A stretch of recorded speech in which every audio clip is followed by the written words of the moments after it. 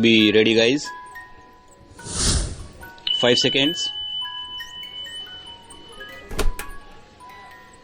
Start. Madam Vice Chairman, yesterday the Honorable Minister made a very strong case for his resolution. He stressed the necessity for an integrated approach to these problems. He appealed in the name of national integration to accept this proposal. He also stressed the necessity of having emotional integration through this measure. Well, I am not against having an integrated approach as far as both education and agriculture are concerned. But my fear is whether this step in the present context will at all help the integrated approach which he wants and the national integration which he is aspiring for. Now I will concentrate more on the educational service. I was thinking about this problem after I heard the Honorable Minister yesterday with my state in my mind. Our state is considered to be one of those which are so far ahead in education. But unfortunately, the situation there is not very happy. Coming to college education in our state, there are a large number of private colleges. There are a number of government colleges and there are a few colleges directly under the university. Now, those colleges teachers who are directly under the university are considered to be the blessed. Few because they have a higher salary, fewer hours of work, and sometimes the number of students whom they have to teach happens to be very limited, whereas teachers with the same qualification employed in government colleges have to work 18 hours or even more and they get a meager salary. The creation of these university teachers instead of helping to integrate is causing so much of discontent among the government college teachers. Now, this creation of an all-India education service will create another few persons who may be much better placed than either the university teachers or the government college teachers. This state of affairs, I am afraid, will create more confusion rather than help integration. Now, as I mentioned earlier, there is a third category of private college teachers. Their condition is not very much better than that of high school teachers. In some cases, their condition is worse. The pay they used to get was so low that whenever they got a better chance elsewhere, they used to leave these colleges and go. The result of this state of affairs on the education in the colleges is that their standards are very low throughout the whole country. So, when I think of the integration of education in my state, leaving aside the other parts of India, I feel much more than introducing this all India service. Some other things have to be done in our state to remove this anomaly, and I feel that as far as college education is concerned, whether it be in the private sector or in the public sector, wherever it is, the government have to take the responsibility for college education. The pay and other things have to be almost similar as far as these private colleges, government colleges and the university colleges are concerned. Unless that is done, you will not be able to integrate the educational system inside our state itself.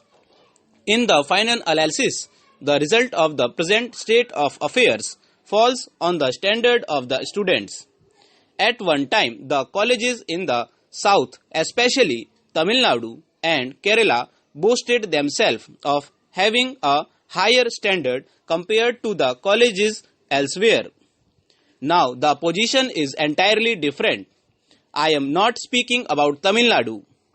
As far as my state is concerned, the standard has fallen very low and the students coming from our colleges find it very difficult to get admission in other places. Secondly, speaking about technical education, our state, though rather high as far as literacy is concerned, in the matter of technical education is lagging far behind. A few institutions in the private sector, engineering colleges and medical colleges are now permitted. But there also, because of so many factors, the standards are very low and the government have to do something by which at least the technical education is immediately taken over by the government. So, to have an engineering college without the necessary appliances to teach is not only harmful to the students, but it is harmful to the state itself. So also regarding the medical colleges, these are the things on which I would like the government to pay primary attention, and then we can think of the all India services, etc. There is another anomaly. The students passing from our high schools cannot get admission in the colleges outside our state because the entire system is different. Last year there was a lot of difficulty. Nearly 2000 students expected admission in the Mysore University. Finally, when they found that it was difficult because of the difference in the syllabus and all that, so some uniformity has to be brought in. That can be done only by making education a concurrent subject. The government should take all necessary steps to see that you have a uniform system of education. Sir, I am a great believer in the public sector, and I have often said in this house that public ownership can take many forms, that it is not necessary for us to think in the old terms of complete nationalization. The British Labour Party has on this question done a great deal of hard thinking, and I would therefore say that it is a little disappointing to find that the returns from our public sector concerns are on the low side. Actually, I do not think that the public sector concerns should be condemned for that reason. They are new to their jobs. What about the returns that the private sector concerns give in the first few years of their existence? But we should have a high standard of efficiency in our public sector concerns, and we would make them yield good returns. If that is done, it will be possible for us also to reduce the burden of taxation on all classes of the community. I do not say that the public sector concerns should be run from a commercial point of view only. Profit is one of the things they are meant to yield. I would in this connection say that I would like our employees, I mean the poorer classes of our employees, to be associated in some way with the management of our public sector concerns. So far as our private sector undertakings are concerned, I have been thinking in terms of co-ownership. I think I said this last year, and perhaps I am repeating it again. I think our employees should be made, or rather they should be regarded or should be given the status of shareholders, and they should have a voice in the management of the concerns they are running. They should have a voice in selecting the directors who shall run the concerns for the country. They should have the opportunity to rise to positions of managerial importance in the concerns which they are connected.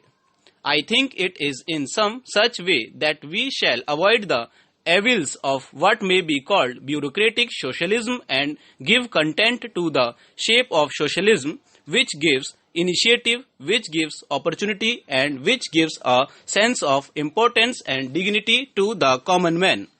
Therefore, our effort should be to eliminate gradually the distinction between the employee and the employer.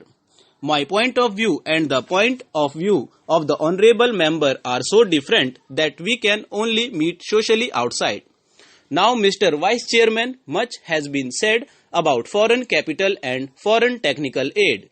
There are people who are opposed to the employment of foreign capital at all, but no country has been able to do so. We should, however, be able to employ foreign capital without strings attached to them, as we are doing today. So far as foreign technical aid is concerned, we cannot dispense with it. I would like to say that there is a tendency in our country to be content with the second best or the third best. I think that is an unfortunate tendency. We have in the world of technology and in the world of science a great deal to learn from foreign countries. We have to learn a great deal from the United States of America.